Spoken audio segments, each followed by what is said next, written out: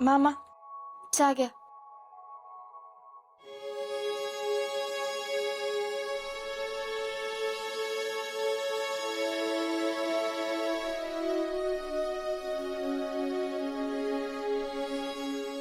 जीजी जीजी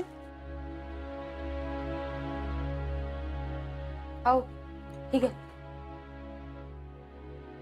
मामी चहा घ्या. काय नको मला.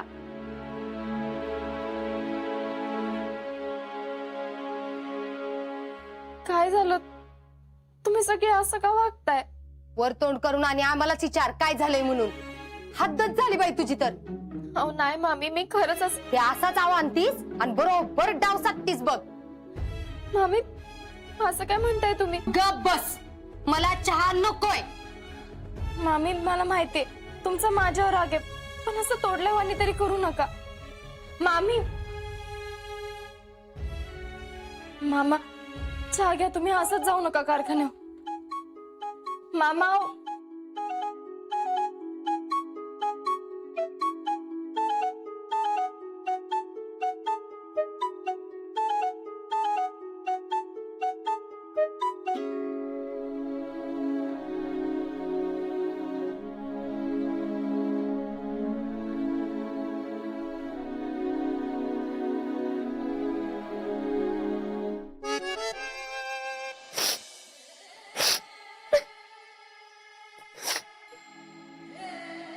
शिकले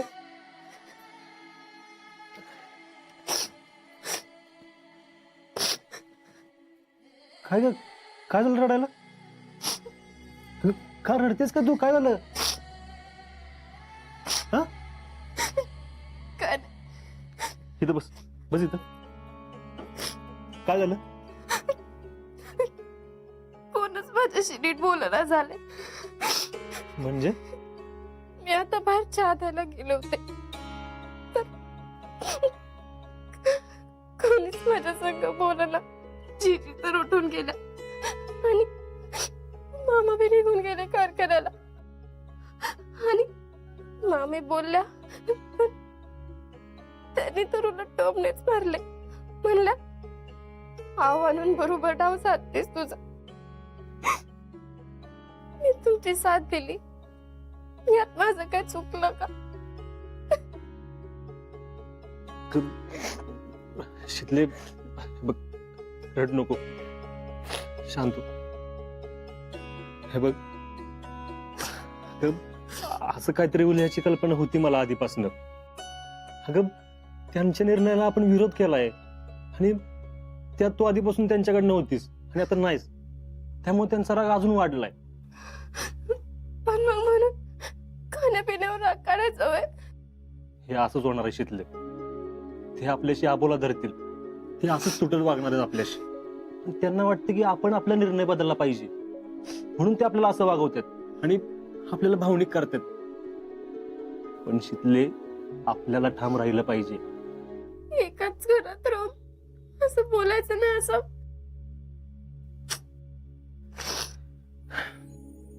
मिसेस फौजी, आता हीच आपली परीक्षा आहे, कळलं? आणि हे बघ, मी मी जीजी, मामा, मामी या सगळ्यांना ओळखतोय चांगलं. मला माहितीये ते 4 दिवस आपल्याशी नाही बोलणार, पण त्यांचा राग नंतर कमी येईल. माहितीये मला. नाही, मला तरी नाही वाटत. यायला सगळे लईच चिडलेत. मला नाही वाटत हे शक्य. अगं शिकले, होय माहितीये मला. ऐक, हे बघ, आपल्याला आपलं म्हणणं त्यांना पटवून द्यायला लागणार आहे. अवघड आहे पण पण करायला तर पाहिजे ना. हा, फक्त आता लगेच नाही करायचं, कारण आता जर बोलायला गेलो तर ते अजून भडकतील. त्यापेक्षा आपण 4 दिवस थांबू. बघा बाबा, तुम्हीच बघा आता. मला तर लई टेन्शन आले. नाही नको, पण असं केलं तर अजूनच काय तर होऊन बसेल. शिकले, काही विपरीत होणार नाही याची काळजी आपण घेऊ. आणि आता हेच आपलं मिशन आहे असं समज. फक्त एक गोष्ट लक्षात ठेवू शिकले, तू माझ्या सोबत आहेस ना, तर मला काय काळजी नाही. आपण सगळ्यांना हळूहळू पटवून देऊ.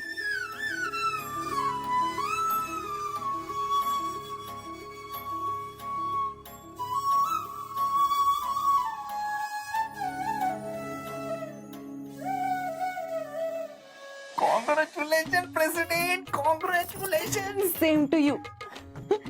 शीतलला असं भारी इग्नोर मारलेला बघून मला इतका आनंद झालाय का नाही, इतका आनंद झालाय, माझ्याकडे दुसरे शब्दच नाही बघा. आहा. एकटीला नाही, दोघांना पण. कारण आता अख्खं घर त्या दोघांच्या विरोधात गेले. ही खरी सेलिब्रेशनची वेळ आहे बघा. करू करू सेलिब्रेशन सगळं करू. ज्यांच्या जीवावर हे दोघ जण उडत होते का नाही इतके दिवस, तीच तुमची म्हातारी, तुमचे फादर, हे सगळ्यात जास्त चिडलेत. आता बघूच की कोण त्यांची बाजू घेते ते. आणि सगळ्यात महत्वाचं, सगळ्यात जास्त शीतलवर चिडल्यात. आदर्श सून होती ना ती या घरची. पण आता सगळ्यांना वाटतंय की अजिंक्यांचं काय बरं वाईट झालं तर ते तिच्यामुळेच होईल. काय पण म्हणा बर का प्रेसिडेंट, आम्ही मानलं बर का शीतलला. एवढ्या सगळ्यांचा विरोध पत्करून हा निर्णय घ्यायचा म्हणजे काय खायची गोष्ट नाही. तुला वय तिचं फौजींवर. आणि तुमचं तिच्यावर. आहे म्हणजे तसं काय नाही, आता संपलं आमचं लव. पण आपलं काम संपलं नाही बर का. आपल्याला अजून एक फायनल खेळ खेळायची. काय? इकडे या सांगते.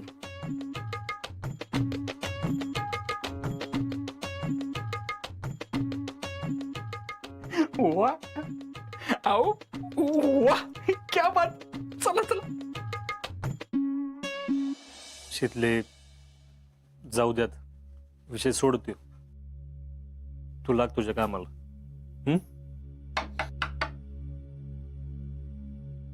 फौजी येऊ का? अरे ये की बाई. नाही म्हणजे डिस्टर्ब तर नाही केलं ना? अरे नाही नाही, बोल. शीतल, एक नंबर झाला होता बरं का चहा. आम्ही सगळा पिलो. नाही म्हणजे बाकीच्याने नाही पिला म्हणून काय झालं, आम्ही सगळा पिलो. वय शीतल, आम्ही हेच सांगायला आलो होतो. खर तर घरचे तुमच्या दोघांसंगत जे काही वागतात ते आम्हाला अजिबात पटलेलं नाही. तर घरातले तुमच्याशी बोलत नाही म्हणून काय झालं, पण आमचं तसं काय नाही. वय, आणि काय जिजीन पप्पांशी बोलायला जायची गरज नाही. आणि तुमचं कुठं चुकलंच नाही म्हणल्यावर तुम्ही माघार घ्यायचं काही कारणच येत नाही. तुम्ही जो काय निर्णय घेतलाय तो एकदम बरोबर आहे. We are supporting to you always. आता शीतलने आम्हाला घराबाहेर हाकललं होतं ही गोष्ट वेगळी.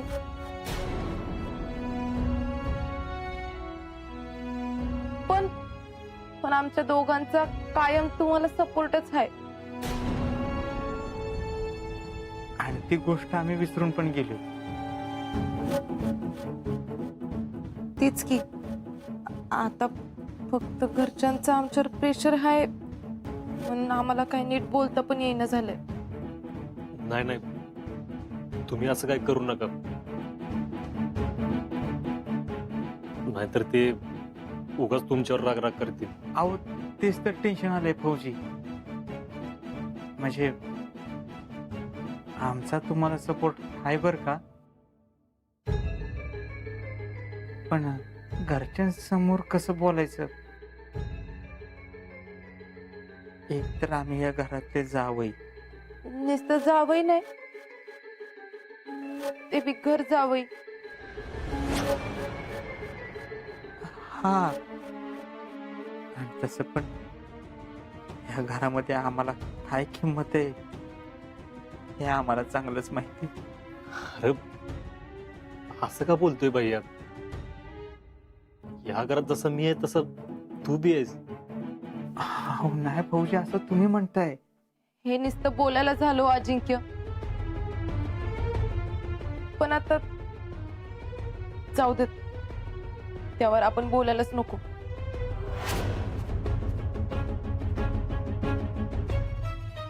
पण हे बघा, आमच्या दोघांचा तुम्हाला कायम सपोर्ट असणार आहे एवढं लक्षात ठेवा.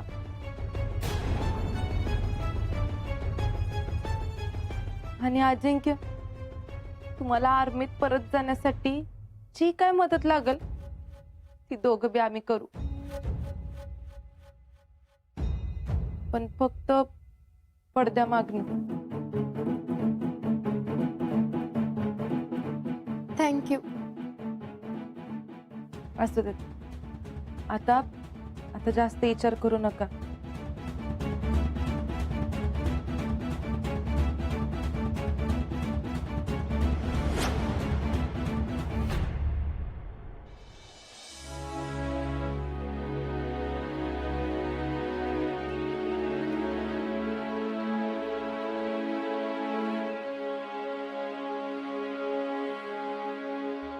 नाना, आता कसल्या विचारात पडलाय तुम्ही? नाही, ते जरा मी नाना, हे का नाही तुमचं नेहमीच आहे बघा. काय झालं? काल तिथं काय बोलला नाही आणि आता त्याचाच विचार करत बसला असाल ना? अरे तसं काय बी नाही. तसं नाही कसं नाना? तुम्हाला काय आज ओळखतोय होय मी? काल ती लोक काय काय बोलली, आपल्याला बोलली, आपल्या पुरीला बोलली, ताकदीचं घर संस्कार सगळं काढलं त्यांनी. तुम्ही तिथं गप बसला आणि आता त्याचाच विचार करत पुढत बसला असाल ना? अरे जे तू शब्दानं शब्द वाढतो उगाच. म्हणून काही गप बसायचं का नाना? असं नसतंय नाना. बघू लागलं की नाही, माणसाला ढोपराने खाण्याची सवयच आहे. तुम्ही उगाच दुसऱ्याचा विचार करत बसता. नाना, काल आहे ना, आपण तिथल्या तिथं बोलून विषय मिटून टाकायला पाहिजे होता. होय, खरंय. पण आता काय करायचं? काय करायचं म्हणजे? आपल्या पोरीनं चुकी केली. मी तुम्हाला आधीच म्हणलं होतं हिलाच लय हौस आहे. याशी जगावेगळी पोरगी आपल्याच पोटाला कशी जन्माला आली कुणाच ठाऊक. आर्मीत जाऊन काय बी होऊ शकतं हे माहीत असून बी त्यांनाच पाठिंबा देते म्हणती. आता तिने एखादी गोष्ट एकदा का ठरवली की त्याच्यावरनं ती हटत नाही, हे माहितीये ना आपल्याला. हो नाना, पण अजिंक्य एकदा का आर्मीत निघून गेला की नाही, की शितलीचं काय, ह्यो महत्वाचा प्रश्न आहे. होय, अरे तोच ते विचार करत बसलोय का धर्म? दोघं बी लहान आहेत अजून, कळत नाही काय त्यांना. तिला बी नाही आणि त्यांना बी नाही. पण असं असतंय का नाना? दोघं बी मुलखाचा हट्टी आहेत. आता जिजीला पण जुमरलं नाही आपल्या पोरीनं म्हणजे बघा की. आणि आपली शितली बी किती स्वाभिमानी आहे माहितीये ना? अहो, हे जर एखाद्या दुसऱ्या मुलगीच्या बाबतीत घडलं असतं ना, तर नवऱ्याचं मन वळावं म्हणून बाहेरला निघून आली असती. पण ही आली का?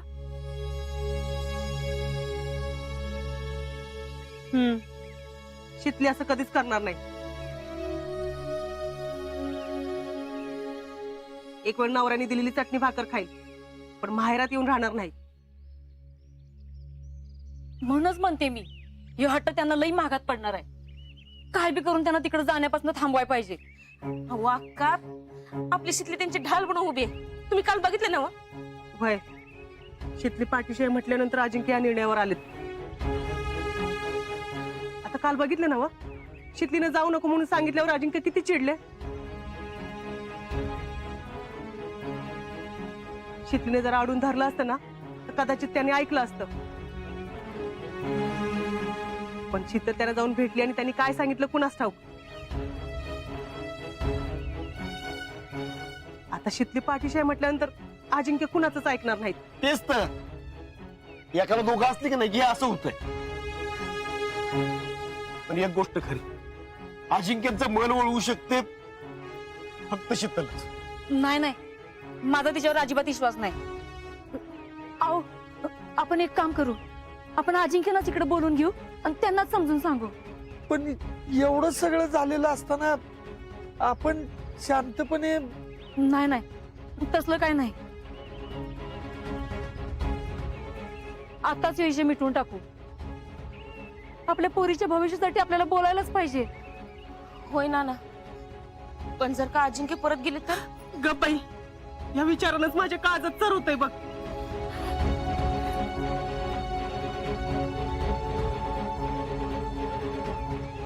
मी एक काम करतो, मी अजिंक्यांना फोन करतो.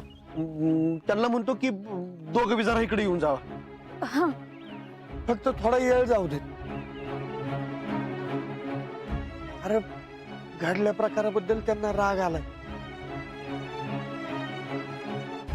ते समजून घ्यायच्या मनस्थितीत नसतील. त्यांचा राग शांत झाला ना, मग आपण त्यांना बोलवून घेऊ आणि आपलं म्हणणं त्यांना पटवून सांगू. मग ते नाही जायचे आर्मीत.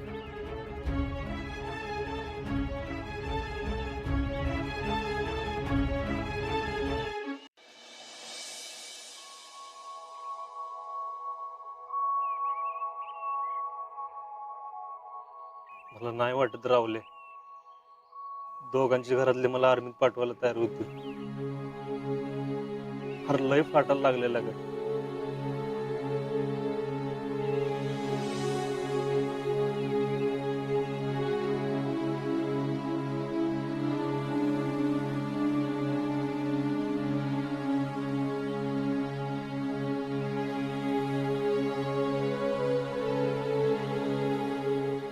काय राजा, काय झालं? अरे काय रस्ता सुटका नसल्याने काय बसलाय?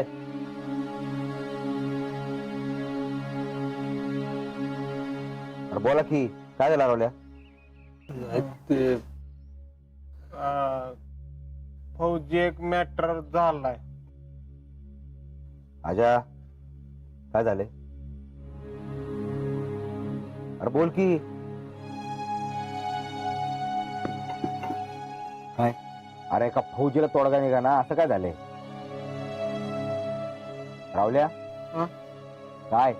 अहो त्याच काय झालं फौजी, आजा म्हणतो की त्याचा हात बरा झाला की परत आर्मीत जायचं, देशाची सेवा करायची. मग? पण घरचे आता नाही म्हणायला लागलेत ना. अरे कोण नाही म्हणते? अहो सगळीच नाही म्हणतात.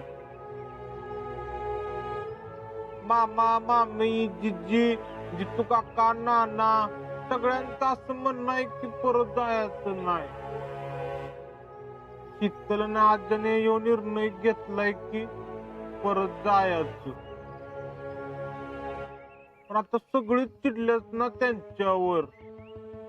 शीतल संघ कोण बोललं बी नाही सरळ सकाळ दरम्यान. तरीच मला वाटलंच होतं.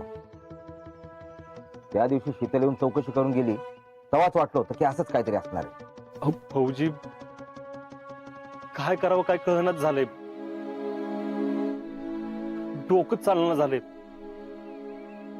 अहो, मी आणि शीतल आमच्या निर्णयावर ठाम आहे फौजी. अरे मग झालं की. हो पण घरचे ऐकायलाच तयार नाहीच म्हणतात.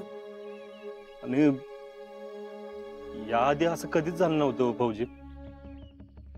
म्हणजे चिडल्यात पण एवढं नाही कधी. आता तर मला शंकाच यायला लागली. आपण जो निर्णय घेतलाय तो चुकीचा आहे का काय? अरे नाही नाही बिलकुल नाही. हे बघ, सगळ्यात आधी हा इच्छा डोक्यात काढून टाक. आपण ज्या अवस्थेत असू ना त्या अवस्थेत देशासाठी लढणं आणि देशाची सेवा करणं हेच फौजीचं पहिलं कर्तव्य आहे. तर फौजी जन्माला येतो, जगतो, लढतो, मारतो आणि मरतो सुद्धा देशासाठीच.